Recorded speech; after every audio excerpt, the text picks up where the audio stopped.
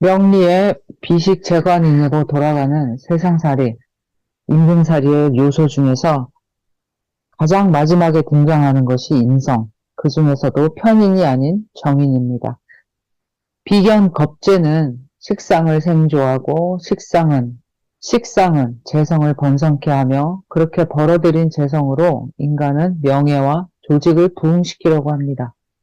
그리고 직위와 명예를 상징하는 관성이 얻고자 하는 최고의 가치는 사람들의 존경, 존중과 함께 직위에 맞는 권한인 것이죠. 바지 사장 말고 진짜 사장입니다.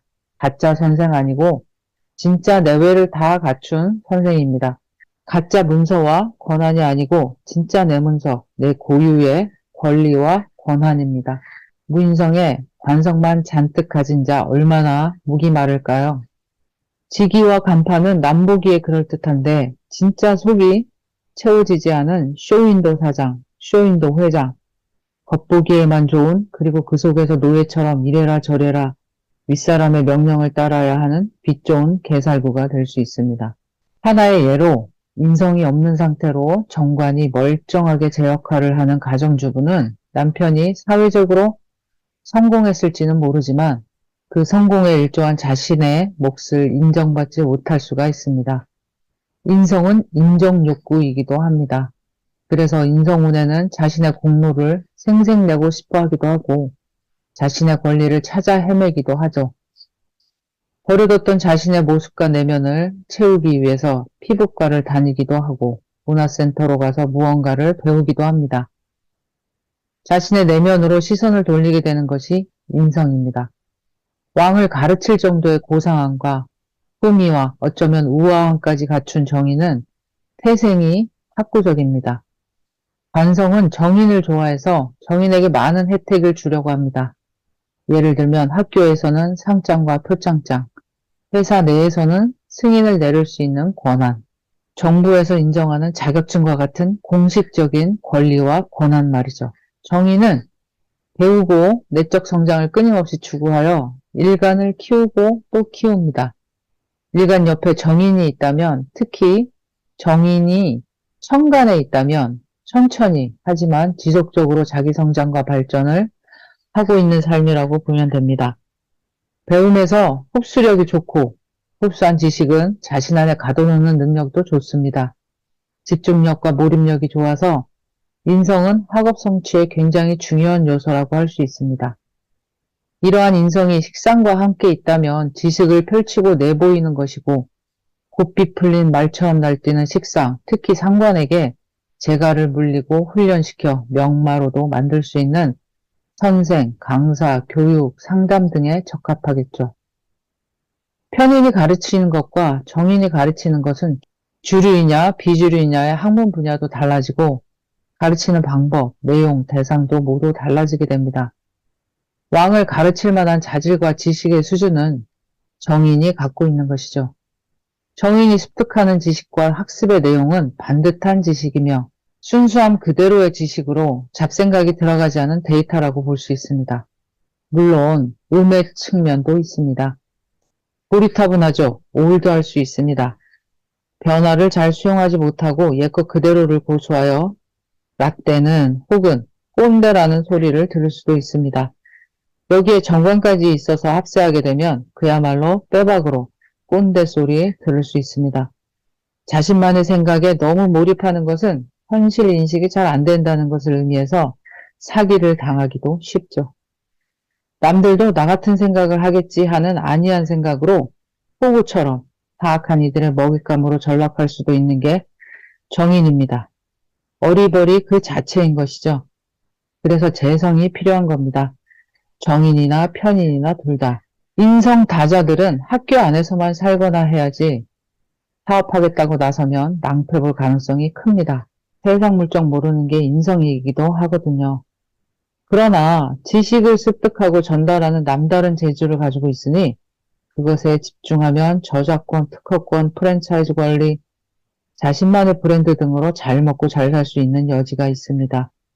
정의는 비식재관인 십성 중에서 가장 얻기 어려운 십성 중의 별이라고 생각합니다. 흉신으로 가득 찬 어떤 명이라도 정인 하나만 있으면 그 똑바른 정신 하나로 흉신을 제화시키며 삶의 균형을 잡을 수도 있다고 생각합니다. 인성 다자같이 균형이 무너진 명에서는 자가당착에서 비롯된 정신승리라는 단점이 보이기도 하지만 재성으로 무너지지 않은, 그래서 인성의 역할을 제대로 하면서 삶의 지표와 깃발로 삼을 수 있는 정인 하나만 있으면 나락으로 떨어지는 삶을 막을 수 있다는 게 저의 생각입니다. 온전하게 보존된, 그래서 하늘 높은 이상으로 왕에게도 가르침을 줄 수 있는 정인의 고매함에 응원을 보냅니다. 도움이 되셨다면 소소한 응원을 부탁드립니다.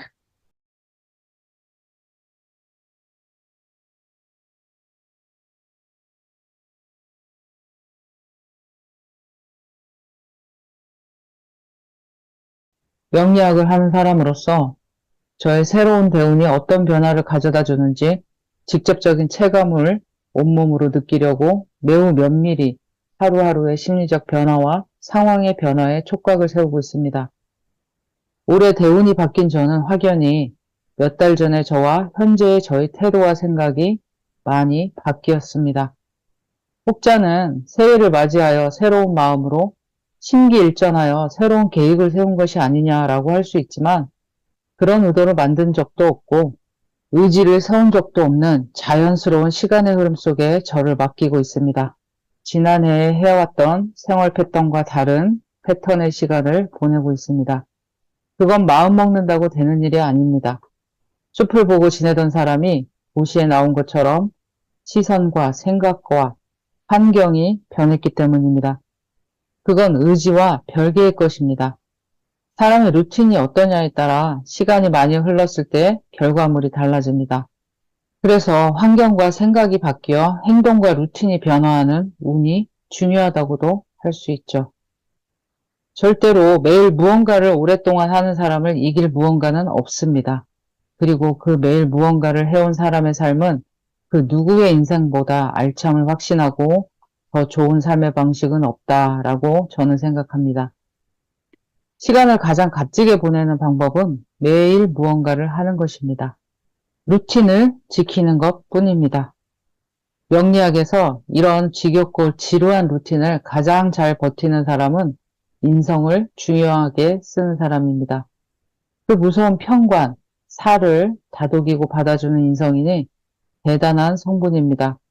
그 부단함과 한결같음은 미련하게, 부질없이, 멍청하게, 루저같이 보일 수도 있지만 마지막 승자는 무언가의 끈을 놓지 않고 존버하는 인성일 뿐입니다. 지난해에 그랬듯이 루틴을 잘 지켜내고 올해 한 해 끝 무렵에 이 영상을 다시 보며 새겨볼 수 있기를 바랍니다. 그리고 여러분의 루틴에도 응원을 보내드립니다.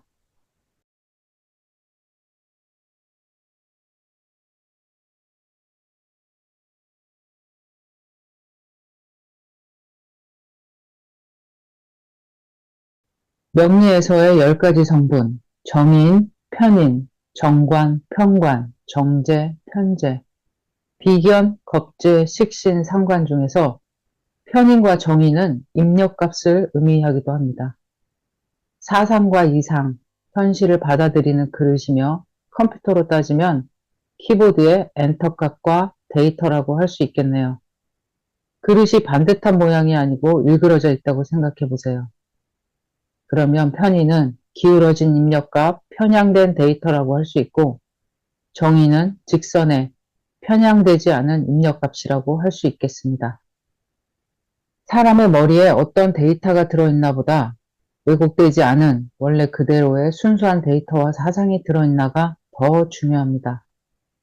저 어여쁜 달 좀 봐봐 라고 했는데 시선이 그 달을 가리키는 손가락의 손톱의 때로 간다면 달을 보는 사람과 손톱의 때를 보는 사람의 사이에 생각과 사상의 차이가 얼마나 크게 될지 짐작할 수 있겠습니다. 이런 식으로 평생을 살아왔다면 말입니다. 같은 대상을 보고도 생각의 다름이 하늘과 땅 차이가 난다는 이야기입니다.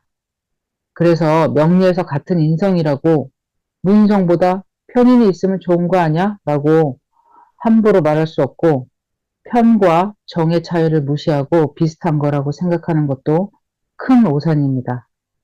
편의는 이렇게 1차적으로 왜곡된 입력의 오류가 발생하는 부정적인 측면이 있어서 흉신이라고 합니다. 편인이 흉신인 이유는 그 밖에 여러 가지가 있지만요.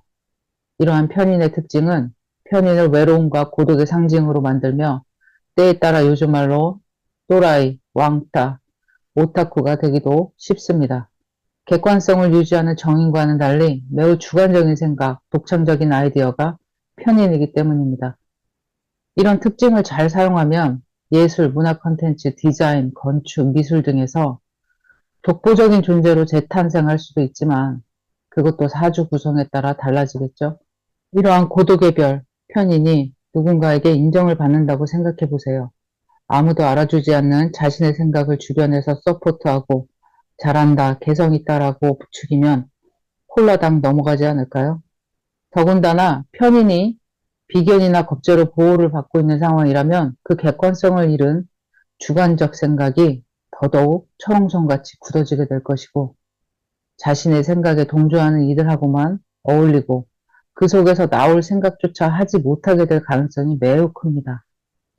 사이비와 이단은 이렇게 탄생하고 유지되는 것일 수도 있겠죠. 소외된 사람들끼리의 주고받음으로 말이죠.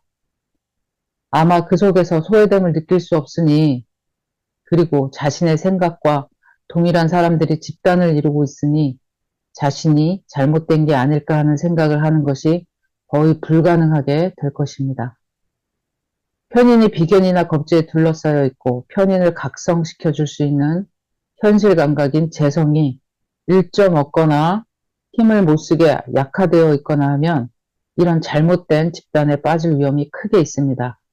더군다나 편인이 정관을 설기까지 하는 명이라면 온 집안, 이웃, 직장 동료들까지 그 집단에 끌어들이려고 할 것입니다. 그리고 맞서겠죠. 너가 틀리고 내가 맞다고. 그것을 옹호해줄 비견과 겁재들이 빵빵하거든요.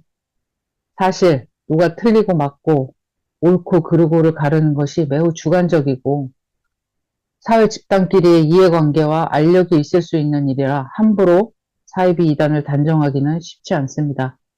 그러나 그것이 가까운 이웃, 식구, 친척을 넘어 사회적으로 이슈화가 되면서 그 속에서 누가 봐도 말도 안 되는 이야기가 벌어질 때 반드시 의심의 눈초리로 쏘아보며 점검을 해봐야 하지 않을까요? 내가 이단, 사이비 집단에 속해 있는 건가? 내가 잘못된 생각을 하고 있는 건 아닐까? 하고요. 여러분의 반응이 좋으면 다음엔 사이비 교주가 될 가능성이 있는 사주에 대해 이야기해 보도록 하겠습니다. 소소한 응원을 부탁드립니다.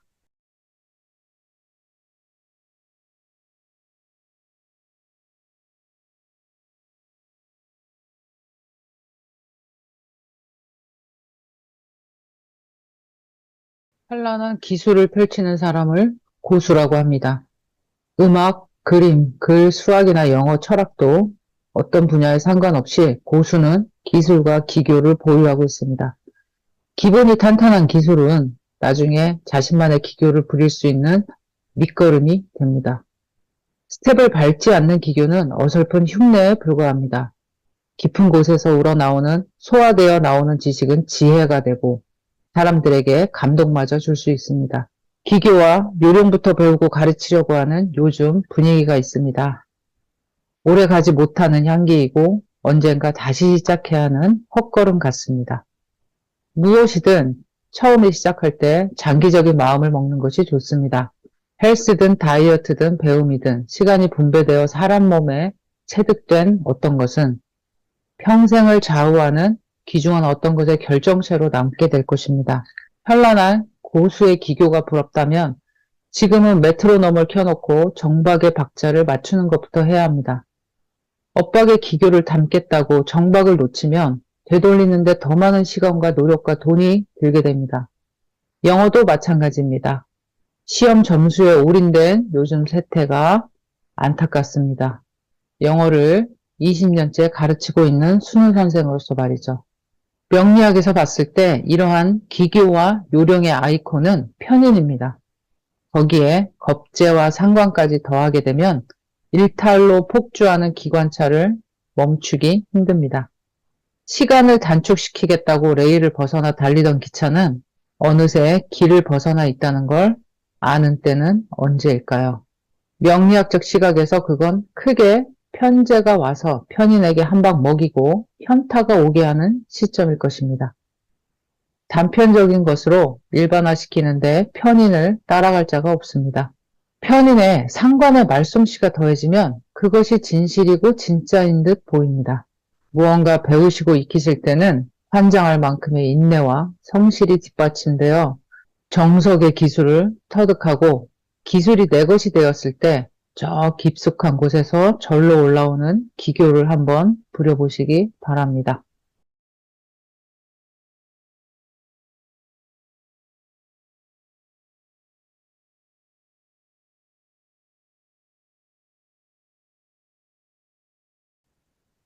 개인적으로 좋아하는 영화가 있는데 엑스맨이라는 영화입니다. 슈퍼파워를 가진 돌연변이들과 인간들의 충돌, 돌연변이들 집단 내에서의 갈등과 화해뿐만 아니라 한 인간의 내면의 고뇌와 선택 등이 스토리를 풀어가는 주요한 테마입니다. 정상과 비정상, 다름을 어떻게 생각할 것인가 하는 비교적 철학적인 무거운 주제가 밑에 깔려 있어 부수고 때려엎는 액션 영화로만 보기 어렵습니다. 결국 다양성에 관한 이야기이죠. 그 주인공들 중에 남의 생각을 읽을 수도 있고 그 생각 속에 들어가 그 사람이 될 수도 있는 초능력을 사용하는 찰스 자비에가 있습니다. 강력한 뇌의 주파수를 이용해서 찾고자 하는 사람의 위치도 파악해내는 능력을 갖고 있죠. 명리에서 이런 비슷한 역할을 하는 것이 바로 인성이라는 인자입니다. 정인과 편인이 있는데 이 두 가지 모두 사람의 생각과 깊은 관련이 있습니다. 마치 USB를 컴퓨터에 꽂는 것과 같이 생각과 지식을 전달하고 혹은 반대로 흡수할 수 있는 찰스 자비에와 같은 슈퍼파워급 능력이라고 볼 수 있습니다. 단 4주 8글자의 구성을 봐야 합니다. 인성이 재성으로 파급되어 있거나 지나친 설계로 제 기능을 못하게 될 수도 있거든요. 온전한 기능을 하는 인성의 경우 특히 정의는 순기능의 역량을 크게 가지게 됩니다. 도덕성과 논리와 합리성을 두루 갖춘 영화 속의 자비에는 돌연변이 집단을 이성적으로 이끌며 정신적 지도자 역할을 하면서 한쪽으로 치우치지 않는 생각으로 집단을 보호하고 있습니다. 인간과의 갈등을 피하기 위해 애쓰고 자신의 이익만을 위해서 잔머리를 쓰는 일 따위는 하지 않죠. 우주를 지배하고자 하는 악당 아포칼립스는 찰스 자비의 능력을 보고 말합니다. 해답을 찾았다고. 그리고 자비의 생각 속에 들어가 전 인류의 우주의 생명체들의 머릿속을 조종합니다. 인성이란 잘 쓰면 약이 되고 잘못 쓰게 되면 살모사의 독처럼 치명적일 수 있습니다. 다른 육신들이 어떤 슈퍼파워를 가지고 있는지 영화 속에서 혹은 소설 아니면 현실 속에서 찾게 되면 다시 여러분께 알려드리겠습니다. 여러분이 가지고 있는 잠재된 슈퍼파워를 응원합니다.